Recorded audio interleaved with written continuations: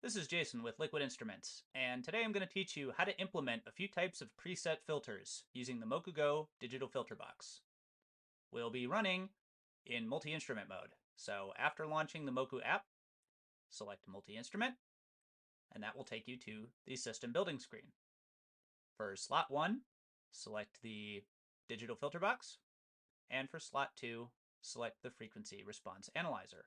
We're going to use that for verification. You can see that the output of the FRA is input to the filter box, and after the filter box, it's fed back into the FRA, which will allow us to compare before and after.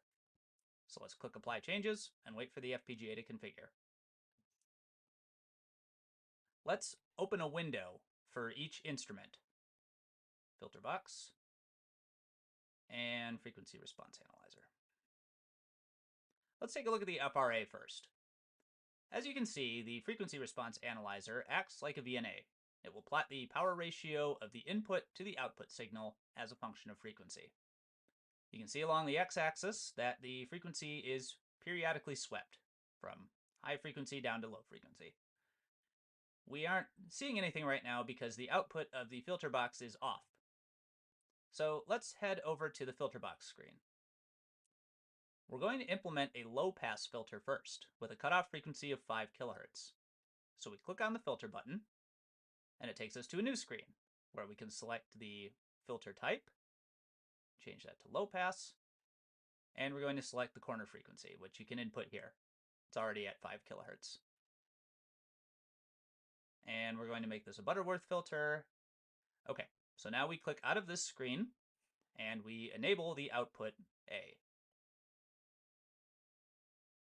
Now once that's enabled, you'll immediately see a change in the FRA plot.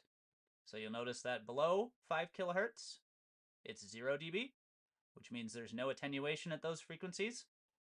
And after 5 kHz, the attenuation starts to increase rapidly. Now let's change it from a low pass to a high pass, and we anticipate we'll see the exact opposite of this. Let's go back over to the filter box. Let's click on the filter. Let's change it from a low pass to a high pass. Adjust the corner frequency as needed. And as you can see, the plot on the FRA screen changes accordingly.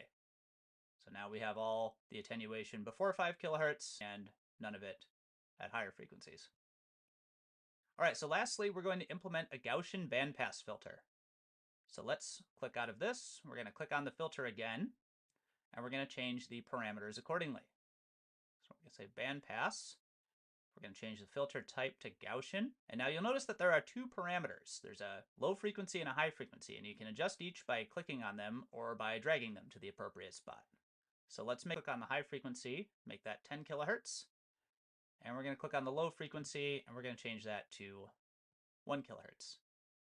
Once again, you can see the final product in the frequency response screen. That's all for today. I've shown you how to use preset filters and verify with the frequency response analyzer. In the next video, we'll talk about building custom filters.